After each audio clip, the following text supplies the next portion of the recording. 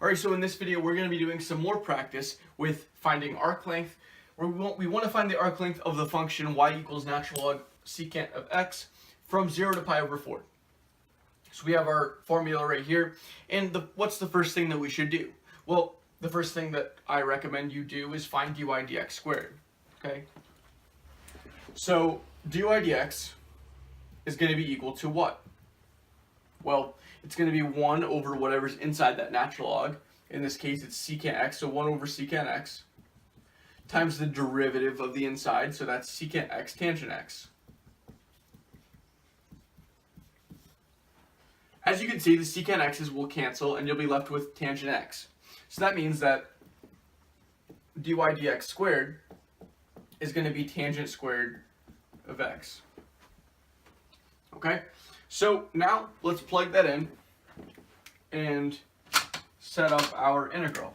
So our arc length is going to be the integral from 0 to pi over 4, the square root of 1 plus dy dx squared, which is tangent squared of x.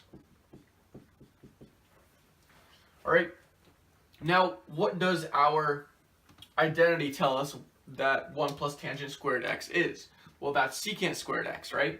And when we take the square root of that, we get secant x.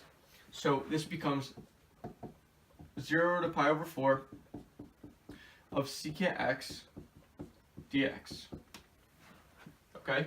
Now, when we take our integral, we end up with the natural log, absolute value, of secant x plus tangent of x, evaluated from 0 to pi over 4. So now we have to do our evaluation step. We're just going to get the arc length is equal to the natural log of secant of pi over 4 plus tangent of pi over 4.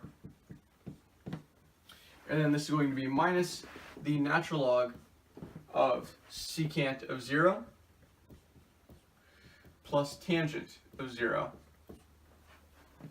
Alright, so what is secant of pi over 4? That's probably not something that you've memorized. Think about 1 over the cosine of pi over 4. Cosine of pi over 4 you should have memorized, right? Cosine of pi over 4, let me write this somewhere else. Cosine of pi over 4 is equal to rad 2 over 2, right? So if we do 1 over the cosine of pi over 4, which is really what secant of pi over 4 is saying, well, then we're going to get 2 over rad 2, and we would need to rationalize the denominator to get, and that would just give us rad 2. Alright? Because we would get a 2 out of this, and the 2's would cancel, you'd just be left with rad 2. So we know that we get the natural log of rad 2. And what is the tangent of pi over 4? Well, that's 1.